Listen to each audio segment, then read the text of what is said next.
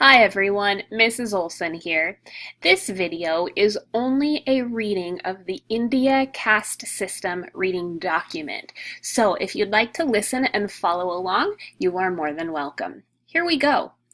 About 1500 BC, powerful nomadic warriors known as Aryans began to appear in northern India. Their skill on horseback allowed the Aryans to conquer the native people and to expand south into the subcontinent. The Aryans spoke Sanskrit, a language that is similar to what is spoken in Europe, but unlike the Dravidian languages spoken in India before the Aryan invasion.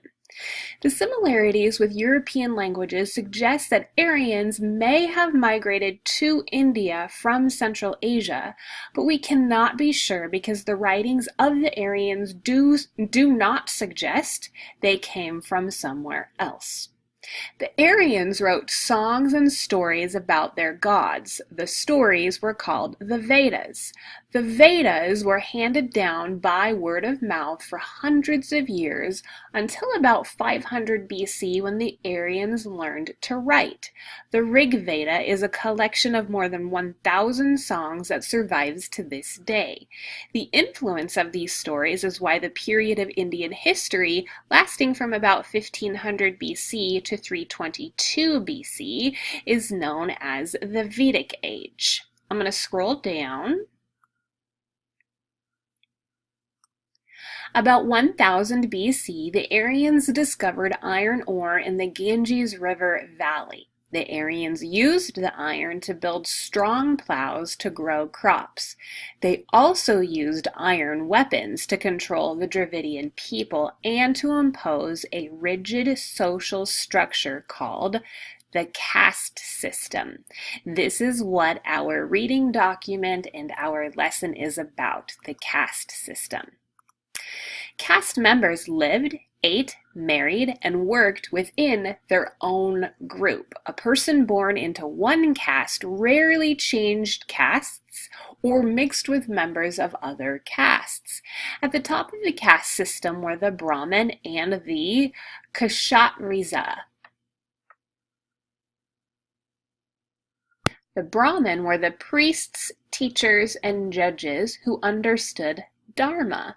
Dharma were the spiritual laws that the people of ancient India believed governed the universe. The Brahmin often lived apart from the rest of society in temples. Here we go again, Kshatriyas were the warrior caste who made everyday decisions and ran the government. The Kshatriya had most of the power in everyday life, but their decisions could be overruled by the Brahmin.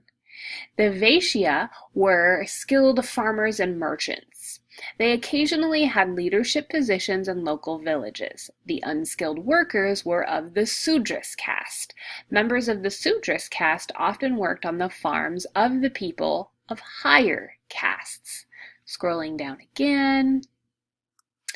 Foreigners, lawbreakers, people from isolated tribes, and people suffering from contagious diseases were called the untouchables, or outcasts.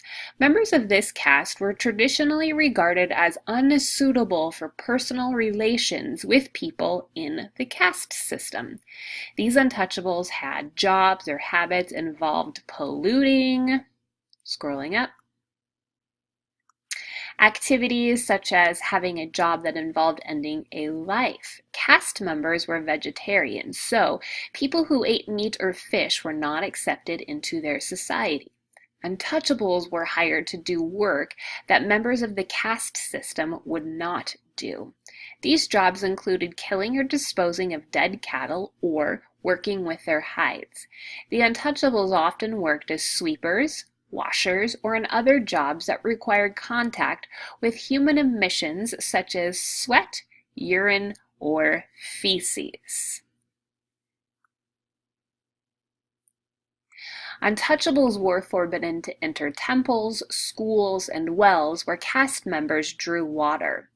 In some parts of India, even the sight of untouchables was thought to be polluting. The untouchables were often forced to sleep during the day and work at night.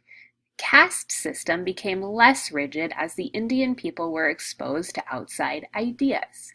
Many untouchables left their rigid social structure by converting to Islam, Buddhism, or Christianity. Gandhi, he is a famous person in the 1900s who tried to achieve independence for India. Gandhi referred to the untouchables as the Harijan, a term that meant blessed because Gandhi believed the Harijan were blessed by their suffering. In modern usage, Gandhi's term has been rejected as demeaning, and demeaning means that it is negative. It is something that isn't nice to call someone else. The Harijan prefer to call themselves the Dalit, a term that can be translated as oppressed. And oppressed means that somebody is put down, that they don't have the same rights as other people. The Indian government has provided the Dalit with specific employment privileges and granted them special representation in the Indian Parliament. Parliament would be like government. Despite such measures, the Dalit continue to have fewer educational and employment opportunities than families belonged to the caste system. So remember that they don't belong to the caste system, they are outside of it.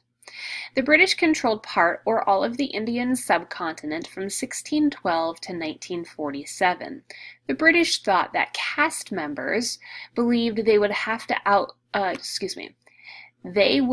to live out their lives in a particular caste in order to be reborn into a higher caste. We now know that some Indian people did have an opportunity to join higher castes, but this didn't happen very often.